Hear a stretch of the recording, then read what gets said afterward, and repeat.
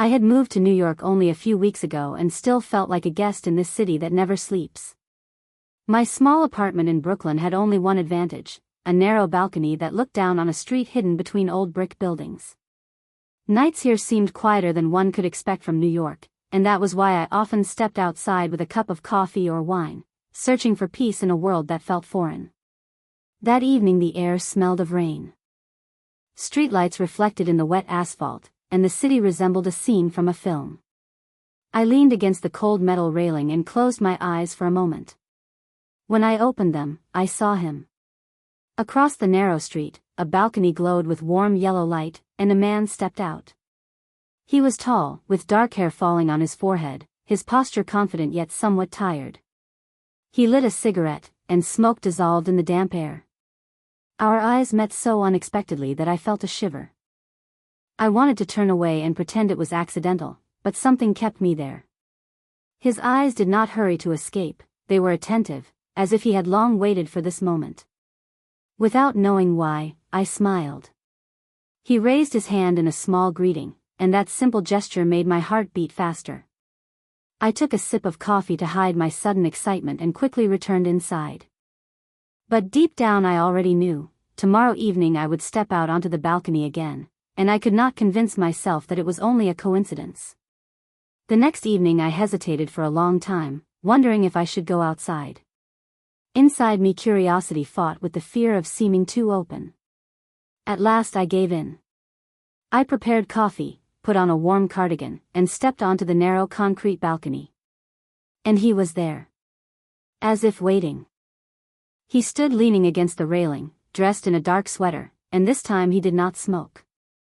He only looked somewhere into the street, but when he noticed me, his gaze changed. In his eyes was something that froze me, not persistence, not accident, but a calm confidence, as if an invisible connection had already formed between us. He raised his cup, showing that he also held coffee. It was almost comical and strangely touching at the same time. I smiled and lifted my own cup, as though we were drinking together though the street lay between us. Minutes stretched slowly. The city below hummed with life, cars, hurried footsteps, glowing signs. Yet our space felt separate. Just two balconies, two silhouettes, and a silence that was more eloquent than any words. I dared to raise my hand and wave lightly. His lips curved in a faint smile, and he answered in the same way. It lasted only a moment, but it was enough to awaken in me a strange hope. Returning inside, I thought, what if tomorrow he does not appear? And why had it already become so important that he should? On the third evening I waited with anticipation, though I tried to convince myself it was still chance. I spent the day writing an article for my editor, but my mind betrayed me, circling back to the moment when I would open the balcony door. And evening came. He was there again. Wearing a white shirt, sleeves rolled up, with a laptop open on the table beside him. It seemed he worked even here, on the balcony. I stepped out with my coffee, and this time he did not limit himself to a gesture. He took a notebook and wrote in large letters, "Hello, neighbor," then held up the sheet so I could read it. I laughed, grabbed my pen and the notebook I always kept nearby for notes, and replied, "Hello. Nice evening, right?" He nodded and gave a thumbs up. It was ridiculous, like two schoolchildren inventing a new language. But there was something disarming in it. His smile touched only the corners of his mouth, but his eyes were serious, watchful, almost sad. In that sadness lay a mystery. He did not seem like a man of light-hearted games but one who carried a hidden weight. At 10 o'clock he closed the laptop, folded the notebook, and glanced at me once more. I lifted my coffee cup, a silent good night. He mirrored the gesture. That night I could not sleep. I wanted to know his name.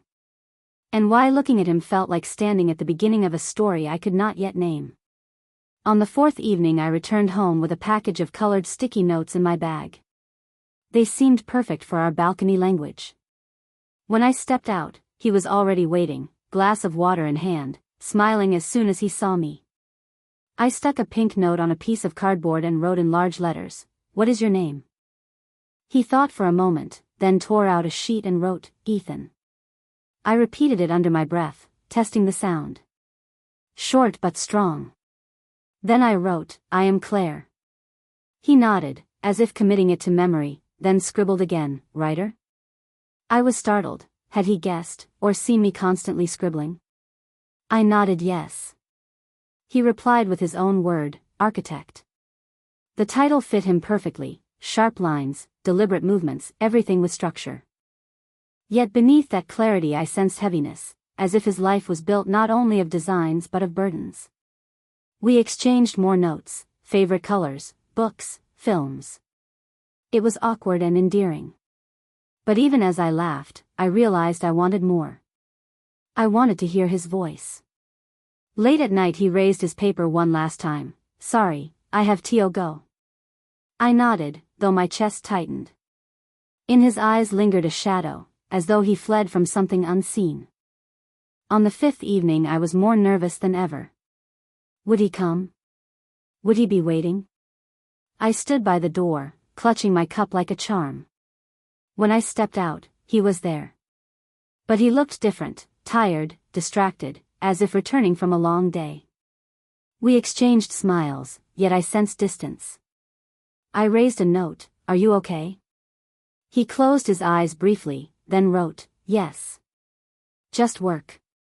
But I did not believe him. His eyes held more than work. Suddenly he disappeared inside and returned with a guitar. He sat down, bent over the instrument, and began to play. The first chords floated into the air, quiet but piercing. I froze. His fingers moved with tenderness, speaking a language I did not know. The melody was sorrowful, almost painful, filled with something deeply personal. I listened, my coffee forgotten, as music spoke truths he would not. When he finished, he raised his eyes to me. No explanations, no words. Only silence that conveyed more than any confession. And I realized, behind this man stands a story I want to hear, even if he is not ready to tell it. On the sixth evening I stepped out earlier than usual. My heart was beating fast, filled with anticipation, as though I was preparing for something that had already become ritual. He appeared minutes later, carrying his guitar but leaving it by the chair. Instead he held his notebook and wrote for a long time, as if searching for the right words. At last he lifted the page, sorry for yesterday. I smiled and quickly wrote back, do not be. It was beautiful. He froze for a second, then nodded, and I saw in his expression that the words mattered to him more than I could imagine. That night we exchanged simple questions on paper, like children discovering a new world, favorite color, favorite book, favorite film. It was charming and innocent, yet with every note passed I felt we were moving deeper. He revealed that he loved old films and hated crowded parties. He told me his apartment belonged to his family and that he lived there alone. I wanted to ask more, but something in his eyes reminded me not to press. Just before leaving he raised a final sheet, tomorrow. On the seventh evening he appeared holding a camera. He lifted it toward me and clicked before I had time to react. At first I felt self-conscious, but he smiled and showed a thumbs up, which made me laugh in spite of myself. He took more photographs, not only of me but of the street, the lights, the quiet patterns of people moving below. Then he wrote, I like capturing moments. I lifted my paper and wrote, so do I, with words.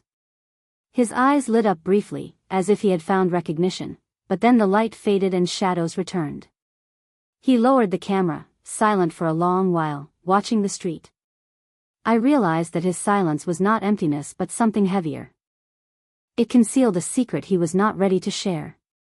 On the eighth evening I dared to challenge the rules. When he stepped out I wrote, why do we not talk? His expression tightened. He paused, then lifted a sheet, too dangerous. The word struck me like a foreign wind. Dangerous? What could possibly be dangerous in a conversation across balconies? I pressed further, why? He held my gaze for a long time, then folded the paper and placed it in his pocket. His eyes pleaded, do not ask. My heart filled with frustration and curiosity. I imagined countless scenarios, perhaps a hidden marriage, perhaps debts, perhaps something darker. but none seemed to match the look in his eyes. He raised his hand in a quiet farewell and disappeared inside, leaving me alone with questions. That night I lay awake, the phrase echoing, "Too dangerous." For whom? For him, for me, or for both of us? On the 9th evening I came determined. When he appeared, I immediately raised my sheet. "I do not believe you." He looked startled, then lowered his eyes before slowly writing, "It is complicated." I replied quickly, "Everything is." His mouth curved almost into a smile, though his eyes remained serious. Then he did something unexpected. From his pocket he drew a small black case. He opened it, and inside lay a simple metal key. He held it high for me to see, then raised his paper. "Not yet. Someday." My heartbeat raced. What door did it open? What secret did it guard? Why show it to me? It felt like a promise and a warning at once. His eyes were filled with conflict, and I knew that part of his life was locked behind that key. On the 10th evening the city glistened with rain. The street reflected like mercury, the air clean and sharp. I stepped out, and he followed with his guitar. This time he played not a mournful tune but something soft, almost tender, as if to say, "I am here." I closed my eyes and let the music wash over me, each note dissolving doubt. When he finished, I wrote, "Beautiful." He nodded silently. Then he raised a page, "I wish we had met differently." The words cut through me like a blade. Differently? Why? I wrote, "Why?" He only looked at me, then lowered his gaze, lifted his hand in apology, and left. I remained on the balcony, realizing that between us grew not only connection but also a chasm I could not yet understand. On the 11th evening his balcony remained empty. I stepped out with my usual cup of coffee, pretending to myself that it did not matter, that I was simply breathing the cool night air, but my eyes betrayed me. They constantly returned to the window opposite, where the light glowed warmly, yet no figure appeared. I tried to read a book, turning the same page again and again without understanding a single line. I watched shadows moving inside his apartment, yet he never stepped out. Hours passed, the street grew quiet, and when at last his lights went dark, I felt an ache sharper than I expected. It was strange to realize that in such a vast city, full of people and endless distractions, my world had narrowed to a single balcony and the presence of one man. His absence was louder than the noise of the entire city. On the 12th evening I stepped out again, though without much hope. And there he was. He looked exhausted, his shoulders heavy, his eyes darkened by sleeplessness. He carried only a glass of water. For a long time we simply looked at one another. At last I lifted a sheet. "I missed you." His eyes flickered with life for a moment, then he raised his reply, "Sorry. I had to leave." I wanted to ask where, why, with whom, but he looked so weary that I held my tongue. We stood together in silence that was no longer magical but heavy with unspoken things. Before leaving he raised one last page, "Thank you for waiting." Those simple words reached me more deeply than any confession. On the 13th evening he appeared different. Calm, collected, holding his camera once more. He photographed me openly, without shame, as if needing to prove something. Then he turned the screen so I could see. There I was, standing on my balcony, face lit by the glow of a street lamp, cup of coffee in hand. I hardly recognized myself, serene, almost content. He lifted his sheet, "Some people are worth capturing." My breath caught. I answered, "And some moments are worth remembering." He studied me for a long while, and no further words were necessary.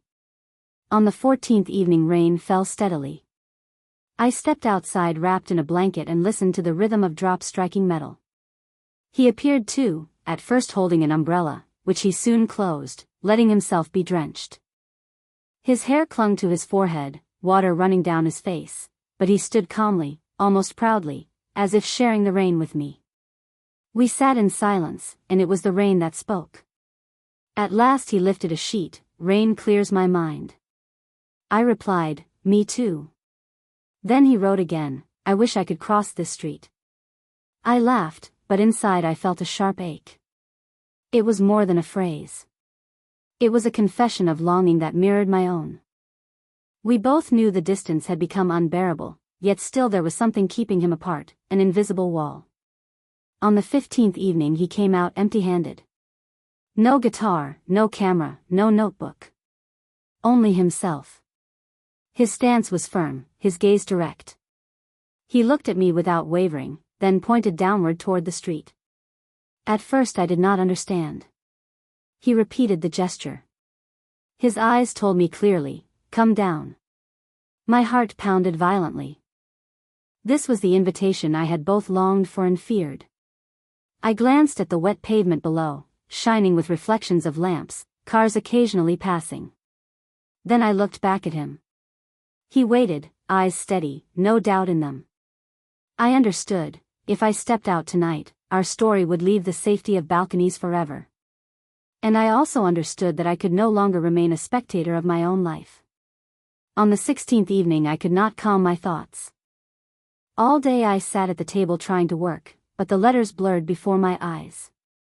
His gesture from the night before, his insistence on the street below, echoed in me like an unanswered question. When the evening came, I stepped onto the balcony with trembling hands. He was already there. His figure stood straight, his eyes serious, no smile, no notebook. Only a single gesture once again, his hand pointing downward.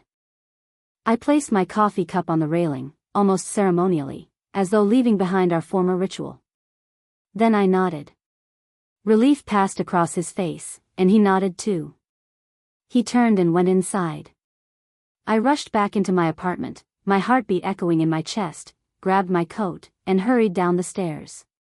The air outside was damp and heavy with the smell of rain. When I reached the street, he was already standing across from me, at the entrance to his building. For a moment the narrow road between us felt wider than an ocean. Then I stepped forward, and he did the same.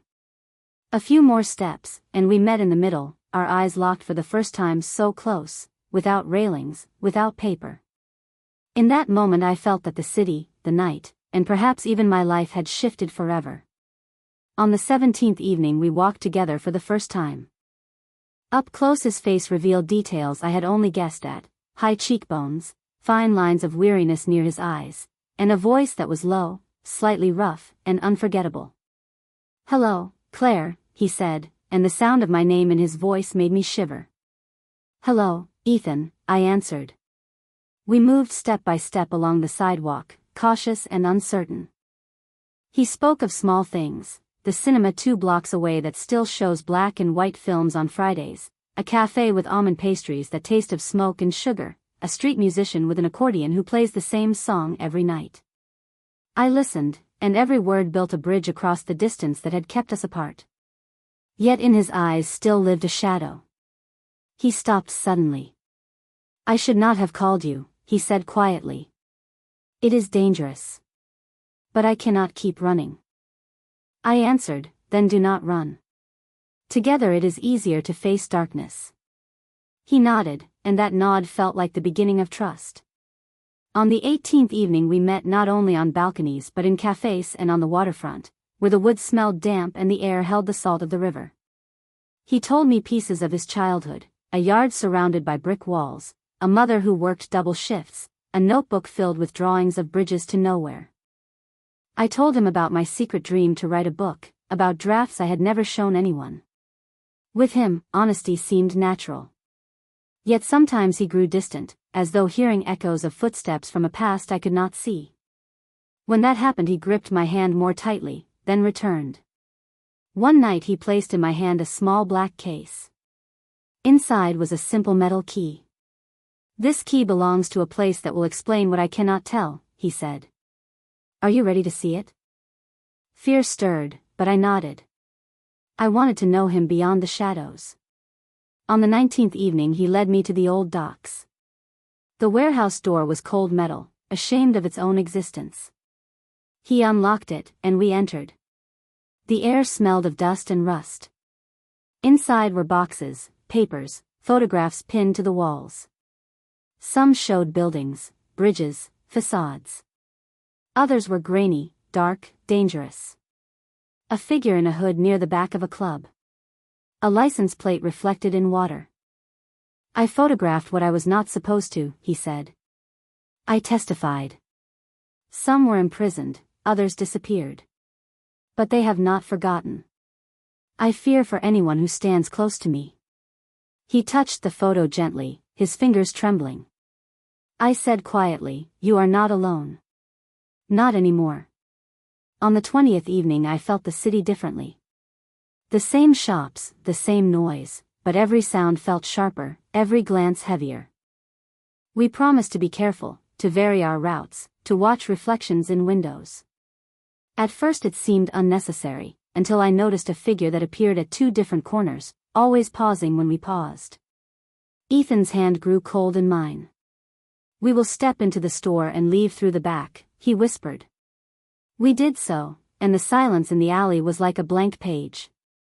But calmness did not return. That night we stood again on our balconies. He raised his palm, our old sign.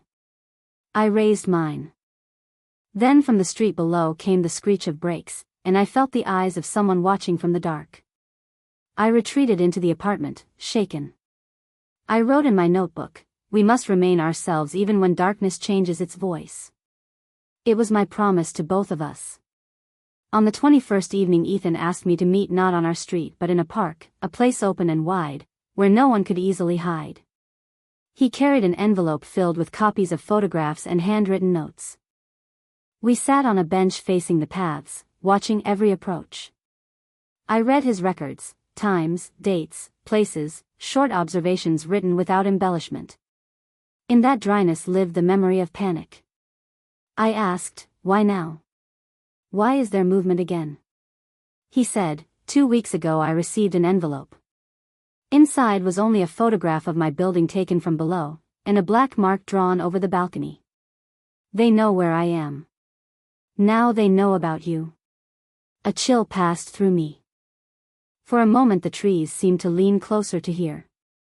He said, I will not disappear, but I have a plan. I need you to make a choice. Not heroic, only honest. I looked straight into his eyes and answered, speak. On the 22nd evening he explained. We can leave for a few days. Not run away forever, but break their rhythm. Or we can stay and make the first move. His voice did not seek excuses, it offered equality. I asked, what does it mean to make the first move? He opened a map on his phone, pointing at 3 places, the warehouse, an abandoned pavilion, and an underground parking near an old club. Their routes repeat. If we go there at the right time, we will either see them, or prove that it is only fear. We planned every detail, which street to use, how to signal if something went wrong. I said, I am with you. Not because of recklessness, but because of trust. He touched my cheek softly and whispered, trust is the most accurate architecture. It bears weight where there are no walls. That night we returned to our balconies. For the last time he raised a paper with one word, tomorrow. On the 23rd night we went to the underground parking. The air smelled of rubber and silence. We stood aside, pretending to wait for a taxi. 10 minutes later a black SUV drove in, polished so well that lamps reflected perfectly in its surface. Ethan squeezed my hand slightly. It was the same car, the same details. It stopped at the far end. The door opened, but no one came out. Then I noticed a shadow above, a figure on the 2nd level watching us from the railing. The silence was heavier than any sound. I whispered, they are watching from 2 points. Ethan nodded almost invisibly. We will leave. Slowly. We walked to the escalator, blending with a group of people leaving a late film. On the street our hearts still beat like drums. Ethan said quietly, now we have proof. It is not only memory. On the 24th day we met with a detective Ethan once trusted. We sat in a cafe with warm yellow lamps, the tables far apart. We gave him the photographs, the descriptions, every detail of the night. He listened attentively and said, you were wise not to confront them. We will check the cameras. Go home by different routes. Do not try to be heroes. Heroes appear when there is no other choice. We left the cafe, steam rising from the city grates, and for the first time I felt Ethan's hand warmer than the cold. That night at home a neighbor brought me a letter that had been left by mistake. Inside was only a newspaper clipping with a single word cut out, silence. I placed it on the table, and in that moment I understood that fear was no longer the master of our story. It was only a messenger. On the 25th evening the detective called. The cameras confirmed what we had seen. The car and the figure on the second level were tied to someone from Ethan's old case. The investigation moved forward, and for the first time our street seemed calmer. That night we returned to our ritual. We stood on our balconies with cups of coffee, but now the distance was not a wall. Ethan lifted his eyes and smiled openly. Do you remember how we were silent between these railings? I said, I remember. Then silence was our prison. Now it is our choice. He answered, I once believed distance protected us. Now I know that what protects us is what we have built. A bridge no one sees, but one that holds. He took out his camera and captured me in the soft evening light, the street empty below, a small bird perched on a wire. Some people are worth capturing, he said, repeating his old words. I replied, and some stories are worth living to the end. That night we crossed the street once more and met in the middle. The city pulsed around us, not as an enemy but as witness.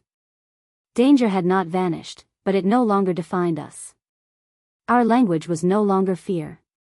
Our language was trust, built from silence, music, gestures, and the word together.